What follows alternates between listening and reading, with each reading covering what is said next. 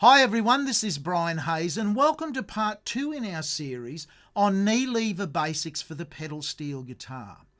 Today we're going to look at the knee lever that raises the 4th and the 8th string up a semitone.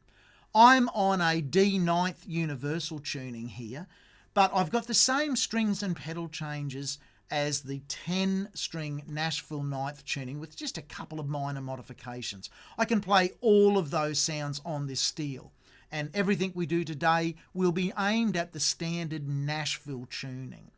It just means that when you see and hear me talk about a fret position, I have to play 2 frets above where an E ninth chord or note would be found. So in pedals down position, A and B pedals down on the 5th fret for me, if I play strings 8, 6 and 5, I get a C major chord. If I now engage the knee lever that raises the 8th string and the 4th string up a semitone, C major becomes an interesting chord called C augmented. 135 becomes 135 sharp, and on any instrument and in music theory, that's a major chord to an augmented chord.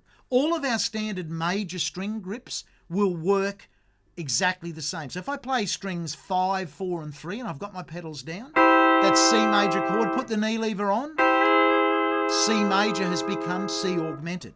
6, 5 and 4, we've already done 8, 6 and 5.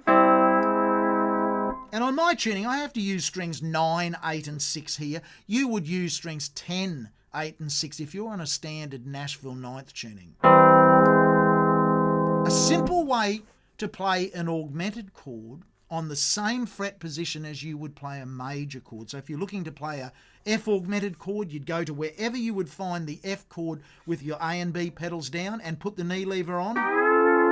There's an F augmented chord. Very useful chord. It's not that common, certainly not that common in country music, but it is one of the standard major chord families in music. So you need to be able to play an augmented chord on any instrument. Now, a more common and perhaps more important use of that knee lever is if we go back to the major chord position, pedals down, and this time lift up our B pedal as we engage our knee lever. Now you can hear we've actually got there a major to a major chord change. That's C major to E major.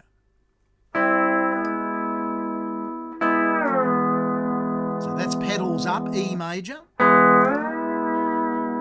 And you can tell that, so for me, E major's on the 2nd fret, no pedals. I'll just play strings 8, 6 and 5. If I slide up to the 5th fret, so just 1, 2, 3 frets further up, and put my first pedal down and the knee lever that raises the 8th string, I get a perfect new inversion of that major chord.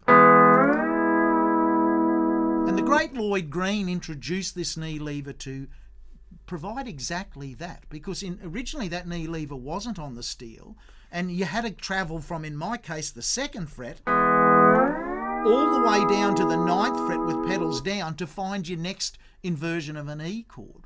And then you'd go all the way up, in my case, to the 14th fret, no pedals. You only had 2 ways of playing that major chord change using pedals. So by putting that knee lever that raises the 4th and 8th string, you've got an intermediate spot on your guitar neck for all of your major chords. Absolutely invaluable. So I go back to my 5th fret, first pedal down, knee lever raising the 8th string, E major. If I lift up the first pedal, I've got E 7th. So that's a great way to go from a major chord to a 7th chord. Like, again, on all the string grips.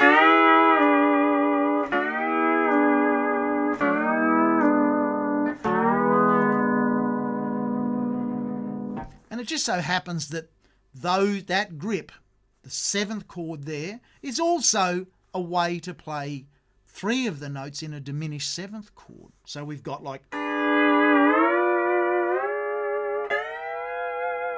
the famous sound of the diminished chord. So all I'm I'm doing there is I'm just playing the normal major grips and just that knee lever on. I hope you've enjoyed exploring the potential of the chord changes that are made open to us just by using that knee lever that raises the 4th and the 8th string. Bye for now.